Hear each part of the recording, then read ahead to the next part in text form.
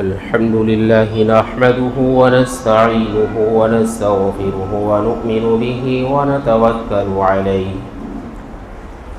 ونعوذ بالله من شرور أنفسنا ومن سيئات أعمالنا من يهده الله فلا مضل له ومن يضلله فلا هادي له ونشهد أن لا إله إلا الله وحده لا شريك له ونشهد أن سيدنا وسندنا ومولانا محمدا عبده ورسوله أرسله بالحق بشيرا ونذيرا وداعيا إلى الله بإذنه وسراجا منيرا وصلى الله عليه وعلى آله وأصحابه وبارك وسلم تسليما كثيرا كثيرا أما بعد فأعوذ بالله من الشيطان الرجيم بسم الله الرحمن الرحيم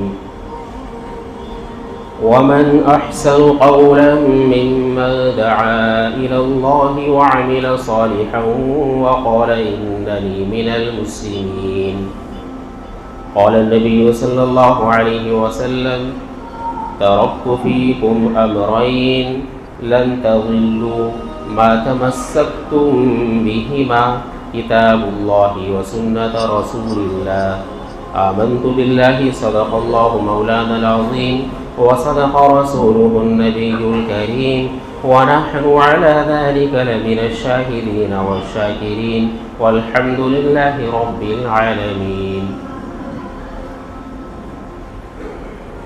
محترم بزرگوں دوستوں، اللہ تبارک و تعالیٰ کا بے انتہا کرم ہے، احسان ہے، شکر ہے.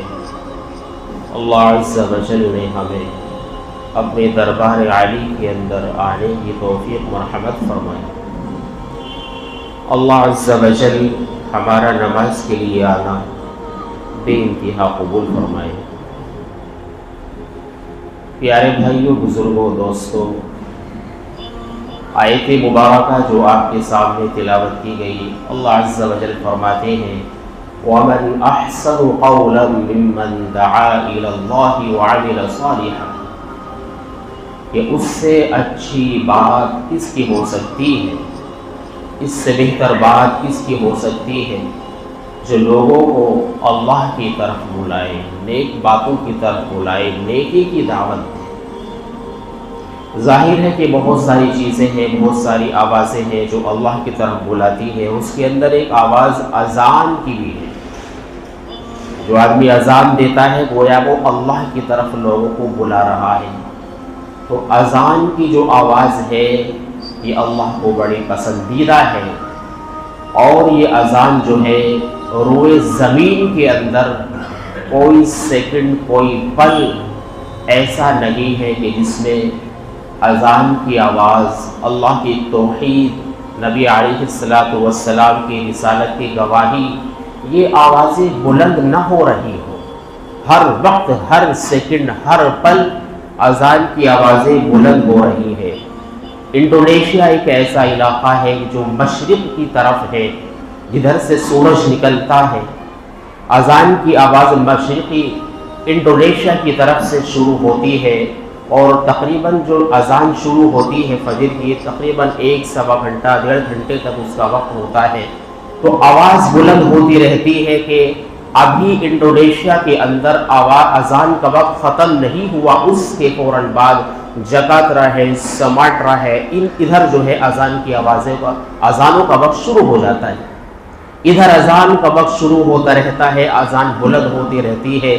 تو اس سے اور آگے چلتے ہیں تو وہ اذان کا جو وقت ہے وہ اسی طریقے سے ڈھاکہ ہے، اور جو ہے سری لنکا ہے، ملیشیا ہے، ان جگہوں پر جو ہے اذان کا وقت شروع ہو جاتا ہے. اور آگے چلتے ہیں تو پھر جو ہے سری نگر ہے اور سیالکوٹ ہے، پھر ہندوستان ہے، پاکستان ہے، افغانستان ہے، مسقط ہے، عرب ممالک ہے، دبئی ہے، عراق ہے، ایران ہے، اور اسی طریقے سے لیبیا ہے، امریکہ ہے. ان تمام جگہوں پر یکے بعد دیگر جو ہے اذان کی صدائیں بلند ہوتی رہتی ہے. ایک جگہ بلند ہو رہی ہے، ابھی وقت ختم نہیں ہوا، دوسرے ملک کے اندر اس کا وقت شروع ہو جاتا ہے. تقریباً 9 ساڑھے 9 گھنٹے کا یہ سفر طے کر کے جب جو ہے اذان مغرب کے آخری ملک کے اندر ہوتی رہتی ہے تو ادھر ابھی اذان کا وقت ختم نہیں ہوتا کہ انڈونیشیا کے اندر ظہر کا وقت شروع ہو جاتا ہے، ظہر کی اذانیں ہونا بلند ہو جاتی ہیں، اللہ کی توحید کی گواہی اور اسی طریقے سے آپ علیہ الصلوۃ والسلام کی رسالت کی گواہی کی صدائیں بلند ہوتی رہتی ہیں۔ تو زمین پر، روئے زمین پر کوئی سیکنڈ ایسا نہیں ہے کہ اذان کی آوازیں بلند نہ ہو رہی ہوں۔ تو اللہ کو یہ اذان کی صدائیں بڑی بلند ہے، مؤذن جہاں تک اس کی آواز جاتی ہے اس کی وہاں تک مغفرت کر دی جاتی ہے۔ لیکن اذان سننے کے بعد میرے بھائیوں، بزرگوں، دوستوں، مسجد کے اندر نہ آنا، مؤذن کہتا رہے حی علی الصلاۃ او نماز کے لیے، حی علی الفلاح او کامیابی کی طرف، اور ہمارے کانوں پر جو نہ رینگے، کوئی فرق نہ پڑے، ہم اپنے بستروں پر لیٹے رہے، تو یہ عمل اللہ کو کیسا لگے گا؟ آپ سمجھ سکتے ہیں کہ جب اللہ تبارک و تعالیٰ کا منادی آواز دے رہا ہے، ہم اس کے بعد بھی جو ہے مسجد نہ جائیں، اگر ہمیں کوئی عذر بھی نہیں ہے، کوئی پریشانی بھی نہیں ہے، معذور بھی نہیں ہے، تو یہ عمل سراسر نفاق ہوتا ہے۔ نفاق کی طرف جو ہے یہ علامت ہے کہ اس آدمی کے اندر نفاق ہے کہ جو اذان کی آواز سننے کے بعد بھی مسجد کی طرف اس کے قدم نہ بڑھ رہے ہوں۔ تو میرے بھائی، بزرگوں، دوستوں، اذان پڑھنے کا بھی کتنا بڑا مرتبہ ہے۔ فرمایا آپ علیہ الصلوۃ والسلام نے کہ اگر لوگوں کو یہ پتہ چل جائے کہ اذان پڑھنے پر کتنی بڑی فضیلت ہے تو لوگ جو ہے لڑ کر، جھگڑ کر یا قرآن اندازی کر کر اس مقام کو حاصل کرنے کی کوشش کریں کہ جتنا بڑا اس کا ثواب ہوتا ہے۔ اسی طریقے سے فرمایا کہ صف اول کے اندر نماز پڑھنے کا کتنا بڑا ثواب ہے۔ اگر پتہ چل جائے کہ صف اول کے اندر نماز پڑھنے کی اتنی بڑی فضیلت ہے کہ لوگ قرعہ اندازی کرے، پرچیاں ڈالے، بھائی جس کا نام نکلے گا وہ آدمی اگلی صف کے اندر نماز پڑھے گا۔ آج ہم اس طرف سے کتنی غفلت کے اندر ہے، کوتاہی کے اندر ہے۔ مسجد میں آنے کے بعد بھی ہم اپنی چودراہٹ کو ختم نہیں کرتے، اپنی ناک کو نیچے نہیں کرنا جانتے۔ مسجد کے اندر بھی اگر شریعت کو ہم نافذ نہیں کر سکتے تو شریعت کو کہاں نافذ کریں گے؟ کس جگہ پر ہم شریعت پر عمل کریں گے اگر مسجد میں آنے کے بعد بھی شریعت کو فالو نہیں کر رہے ہیں؟ آپ علیہ الصلوۃ والسلام نے اگلی صف میں نماز پڑھنے والے کے لیے 3 مرتبہ مغفرت کی دعا دی ہے۔ کسی صحابی نے معلوم کیا کہ اگلی صف والوں کے لیے، کہ دوسری صف والوں کے لیے کیا فضیلت ہے، تو اللہ کے نبی نے کہا پہلی صف والوں کے لیے اللہ رحمت بھیجتے ہیں، فرشتے ان کے لیے دعائیں مغفرت کرتے ہیں۔ دوبارہ سوال کیا کہ دوسری صف والوں کے لیے، اللہ کے نبی پھر یہی کہہ رہے کہ پہلی صف والوں کے لیے اللہ رحمت بھیجتے ہیں، ان پر رحمت نازل فرماتے ہیں اور فرشتے ان کے لیے دعائیں مغفرت کہتے ہیں۔ تیسری مرتبہ بھی یہی فرمایا، تو کتنی بڑی فضیلت ہے کہ آپ علیہ الصلوۃ والسلام نے پہلی صف میں نماز پڑھنے والوں کے لیے 3 مرتبہ مغفرت کی دعا فرمائی ہے۔ آج ہم ان سے کوسوں دور ہیں، ہم یہ سمجھتے ہیں کہ پیچھے نمبر آنا چاہیے، ہر کام میں تو آگے بڑھنے کی کوشش کرتے ہیں۔ اگر خدا نہ خواستہ یہ کہہ دیا جائے کہ اگلی صف میں نماز پڑھنے والوں کو 10,000 روپے انعام دیے جائیں گے، تو کون آدمی پیچھے ہٹے گا؟ جس کے پیر قبر میں لٹک رہے ہوں گے وہ بھی آگے آنے کی کوشش کرے گا۔ ہم ذرا سی طبیعت کے اوپر، ناگواری کے اوپر جو ہے اگلی صف کا ثواب چھوڑنے کے لیے تیار ہو جاتے ہیں۔ اہمیت نہیں پتانا کہ کیا اہمیت ہے۔ تو اس لیے میرے بھائی، بزرگوں، دوستوں، اپنی صفوں میں یہاں تک بھی فرمایا کہ اگلی صف کے اندر جگہ خالی ہے۔ ایک آدمی پچھلی صف میں نماز پڑھ رہا ہے، اسے اندازہ ہوا کہ آگے ایک آدمی کی جگہ خالی ہے، یا اتفاق سے کوئی آدمی کسی کا وضو ٹوٹ گیا، وہ نکل کر چلا گیا، اگلی صف کی جگہ خالی ہو گئی اور نماز ہو رہی ہے، تو حکم یہ ہے کہ پچھلی صف کا آدمی آگے جا سکتا ہے۔ نماز کے دوران نماز میں کوئی فرق، کوئی خلل واقع نہیں ہوگا۔ اندازہ لگائیے کہ ایک آدمی نماز پڑھ رہا ہے، فرض نماز ہو رہی ہے، لیکن صف کے خلے کو کتنا برا محسوس کیا گیا ہے کہ نماز کی حالت میں آپ آگے جا سکتے ہیں۔ اگلی صف کو پورا کریں، صف کھڑی ہوئی ہے اور جو ہے ایک جگہ خالی ہے، پیچھے ایک آدمی آتا ہے، اسے محسوس ہوا کہ تیسری صف کے اندر یا دوسری صف کے اندر جگہ خالی ہے۔ فرمایا کہ یہ آدمی صفوں کو چیرتا ہوا بھی جا سکتا ہے اس جگہ کو پورا کرنے کے لیے۔ اگر اسے لگ رہا ہے کہ پہلی صف میں جگہ خالی ہے اور پیچھے بھی صف ہے، اور ایک آدمی ابھی مسجد آیا، اسے معلوم ہوا کہ آگے صف ہے، فرمایا کہ یہ اگر صف کے نمازیوں کے آگے سے بھی گزرتا ہوا جا کر صف کو پورا کرے گا تو یہ گناہگار نہیں ہوگا۔ کتنی اہمیت ہے سب کو پورا کرنے کی. تو اس لیے ہمیں جو ہے اس کی کوشش کرنی چاہیے. ہر کام جو ہم کوئی کام کرتے ہیں, مارکیٹ میں ہم کوئی چیز اتارتے ہیں, کوئی پروڈکٹ ہم بنا رہے ہیں, ہم یہ چاہتے ہیں کہ اس پروڈکٹ کی سب سے زیادہ قیمت کس مارکیٹ میں کون جو ہے, یعنی کون تاجر, کون جو ہے آدمی اس کی قیمت ہمیں بڑھیا دے سکتا ہے. ہر آدمی یہی کوشش کرتا ہے کہ سب سے زیادہ قیمت جو آدمی اس کی دے گا میں اس مال کو وہاں فروخت کروں گا. سب کی کوشش ہوتی ہے نا کہ جتنی زیادہ قیمت اس کی ملے گی اس جگہ اس کو فروخت کروں گا. اب مسجد کے اندر ہم آ گئے, ہم نے وقت نکالا ہے, کام چھوڑا ہے, وضو کیا ہے, سردی گرمی کو برداشت کیا ہے.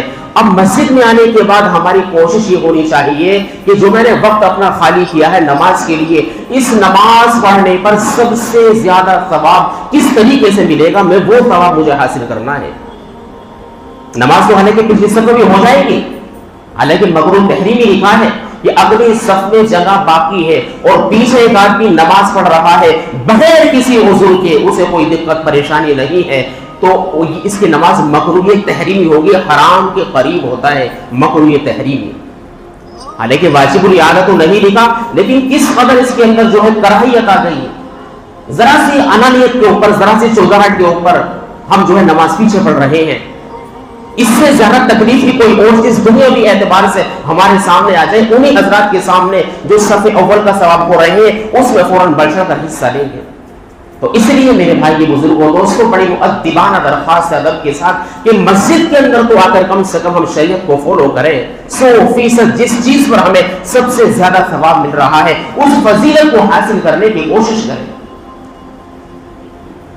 جمعے کے دن فجر کی نماز کے اندر آپ علیہ الصلوۃ والسلام سورہ الف لام میم سجدہ کی تلاوت کیا کرتے تھے. پہلی رکعت میں سورہ الف لام میم سجدہ جو 21ویں پارے کے اندر ہوتی ہے, پہلی رکعت میں مکمل سورہ الف لام میم سجدہ کی تلاوت, اور دوسری رکعت کے اندر سورۃ الدہر جو 29ویں پارے کے اندر ہوتی ہے هل اتى على الانسان, دوسری رکعت میں اس کو مکمل اللہ کے نبی ادا فرمایا کرتے تھے جمعے کی نماز کے اندر. حالانکہ فرض تو نہیں ہے, واجب بھی نہیں ہے, لیکن اللہ کے نبی نے ہمیشہ اس عمل کو کیا ہے. احناف کا مسئلہ یہ ہے کہ اس پر جو ہے اس کو کیا جائے, لیکن بعض مرتبہ جو ہے اس کو چھوڑ نہیں سکتے ہیں, اس وجہ سے کہ لوگ اس کو فرض اور واجب نہ سمجھ بیٹھے. کبھی آپ بعض مرتبہ اس کے خلاف بھی کر دینا چاہیے تاکہ لوگ فرض اور واجب اس کو نہ سمجھ بیٹھے. تو اس کی بڑی فضیلت ہے. قرآن کریم نماز میں ہم سن رہے ہیں تو زیادہ فضیلت ہے. ایک آدمی خود قرآن کریم پڑھ رہا ہے تو ثواب ملے گا, لیکن اسی قرآن کو اگر وہ جو ہے نماز کے اندر پڑھ رہا ہے تو زیادہ ثواب ملتا ہے. پھر فرض نماز ہو رہی ہے, تلاوت ہو رہی ہے, تو اس پر جو ہے مطلب خالی پڑھنے پر جو ہے 10 نیکی ملتی ہے. آپ نے سنا ہوگا الف لام میم کسی نے کہا تو الف پر 10 نیکی ہو گئی, لام پر 10 نیکی ہو گئی, میم پر 10 نیکی ہو گئی. لیکن اس میں جو ہے نماز میں اگر ہم تلاوت کر رہے ہیں تو نیکی کا تباسل اور زیادہ بڑھ جاتا ہے. ہر حرف پر ہمیں نیکیاں مل رہی ہے. تو نماز کے اندر ہمیں تھوڑی سی مشقت بھی ہو رہی ہے, برداشت کرنا چاہیے. کسی آدمی کو طویل لقات کی وجہ سے کھڑے ہونے کی طاقت نہیں ہے, بالکل اجازت ہے وہ بیٹھ کر نماز پڑھ لے, لیکن اس ایک آدمی کی وجہ سے سنت کو ترک نہیں کر سکتے. تو اس لیے جو ہے ہمیں مسجد کے اندر آنے کے بعد تو کم سے کم ہم یہ سمجھیں کہ نماز پر, جس نماز کے لیے میں نے اپنے وقت کو خالی کیا ہے, سب سے زیادہ ثواب کیسے ملنے والا ہے. مسجد میں آنے کے بعد میں کس طریقے سے اس اپنے وقت کو کامیاب بنا لوں, اس کی ہر آدمی کو کوشش کرنی چاہیے. فرمایا کہ جب مسجد میں داخل ہو اعتکاف کی نیت کر لینی چاہیے. بھئی میں آدھا گھنٹہ 20 منٹ مسجد میں رہوں گا, مجھے اعتکاف کا ثواب بھی ملے گا. اور جب اعتکاف کی نیت کریں گے تو ہم لایانی باتوں سے بچیں گے, بیہودہ گفتگو سے بچیں گے, کسی کی جو ہے برائی کرنے سے بچیں گے. جب دل کے اندر یہ تصور ہوگا کہ میں اعتکاف کے اندر بھی ہوں, کیونکہ اعتکاف میں لایانی باتیں بالکل منع ہوتی ہے, تو اعتکاف کا بھی ثواب آپ کو مل رہا ہے. اور اسی طریقے سے اگر وقت ہے تو آپ جو ہے نماز سے جو ہے کیا کہتے ہیں, وضو جو ہوتا ہے کیا بولتے ہیں اسے, تحیت الوضو ہے, تحیت المسجد ہے, یہ نماز بھی آپ پڑھ سکتے ہیں. آپ 4 رکعت نماز سنت پڑھ رہے ہیں. اللہ تبارک و تعالیٰ کی ذات ایسی ہے کہ نیت کے اوپر دار و مدار ہے. ان 4 رکعت سنت میں اگر آپ تحیت الوضو, تحیت المسجد کی بھی نیت کر لیں گے تو اللہ کی ذات سے امید ہے وہ ثواب بھی آپ کو حاصل ہو جائے گا. آپ 2 رکعت نماز نفل پڑھ رہے ہیں, مثال کے طور پر آپ کو استخارے کی نماز پڑھنی ہے, تو فرمایا حضرت مفتی تقی عثمانی دامت برکاتہم العالیہ فرماتے ہیں کہ 2 رکعت میں مختلف نیتوں کو جمع کر سکتے ہیں کہ میں تحیۃ المسجد کی نیت بھی کرتا ہوں, تحیۃ الوضو بھی پڑھتا ہوں, نماز جو ہے صلاۃ التوبہ بھی پڑھتا ہوں, اور صلاۃ الشکر بھی پڑھتا ہوں, صلاۃ الحاجات بھی پڑھتا ہوں. 2 رکعت میں بہت ساری نیتوں کو بھی جمع کر سکتے ہیں. اللہ سب کا ثواب 2 رکعت میں عطا فرما دے گا.